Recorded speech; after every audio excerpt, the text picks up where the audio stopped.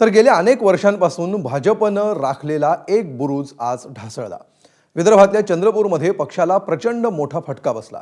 या पराभवाची जबाबदारी नेमकी कोणाची यावर दुमत आहे।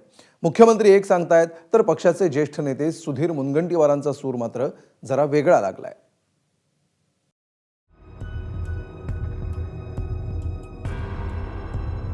विदर्भाच्या बहुतांश जिल्ह्यांमध्ये भाजपचा विजय रथ दौडत निघाला।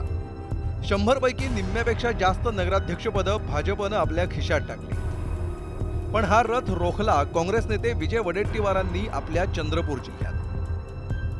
चंद्रपूर जिल्ह्यात 11 पैकी 8 जागांवर काँग्रेसचा तिरंगा फडकलाय। भाजपला केवळ 2 जागांवर समाधान मानावं लागलंय। तर शिंदे गटाचा 1 आणि भाजप बंडखोर नगराध्यक्षपदी निवडून आलाय। असं का झालं?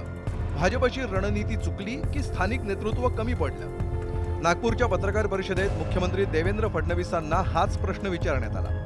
त्यात त्यांनी कोणाचं नाव घेतलं तुम्हीच ऐका। समजा जर सुधीर भाऊंना कुठली ताकद कमी पडली असेल तर त्याची भरपाई ही आता महानगरपालिकेच्या निवडणुकीत आम्ही घेऊ।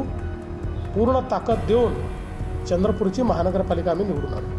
एबीपी माझावर निकालांचं विश्लेषण करायला आलेल्या सुधीर मुनगंटीवारांना आम्ही मुख्यमंत्र्यांच्या या विधानाबद्दल विचारलं। मुख्यमंत्री देखील म्हणाले की सुधीर भाऊ कुठे कमी पडले असतील तर स्वाभाविकच त्यांना ताकद देऊ आणि चंद्रपूरची महानगरपालिका जिंकू। त्यामुळे नेतृत्व तुमच्याकडेच आहे की नाही? म्हणण्यामध्ये आणि देण्यामध्ये 2 गोष्टीत अंतर आहे।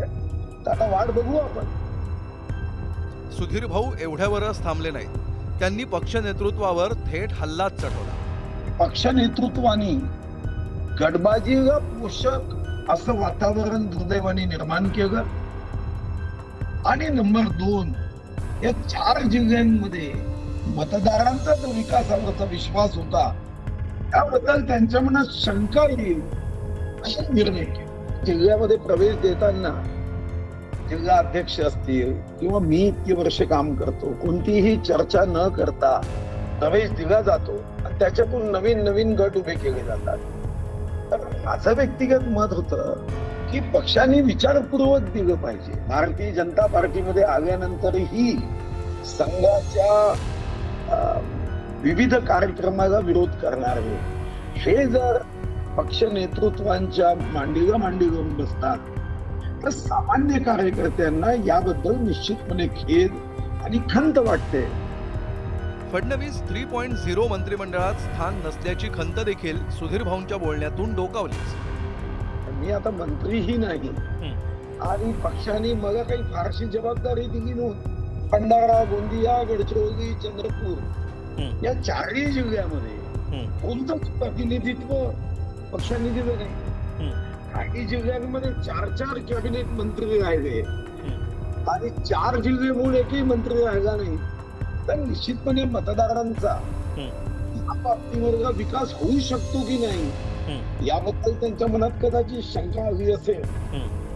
आधी बळजबरीनं लोकसभेची उमेदवारी, तिथं पराभव झाल्यानंतर विधानसभेला बल्लारपूर मतदारसंघातून विजय। मात्र मंत्रिपदानं सुधीर भाऊंना हुलकावणी दिली ती दिलीच। त्यामुळे पक्ष नेतृत्वाबाबत नाराजी व्यक्त करताना सुधीर भाऊ आता अधिक व्होकल व्हायला लागले। आता चंद्रपूरचा पराभव सुधीर भाऊंना दिलेली ताकद कमी पडल्यामुळे झाला की त्यांच्या मागे मंत्रिपदाचं वलय नसल्यामुळे याचं उत्तर भाजपचं नेतृत्वच देऊ शकेल। ब्युरो रिपोर्ट, एबीपी माझा। एबीपी माझा, उघडा डोळे बघा नीट।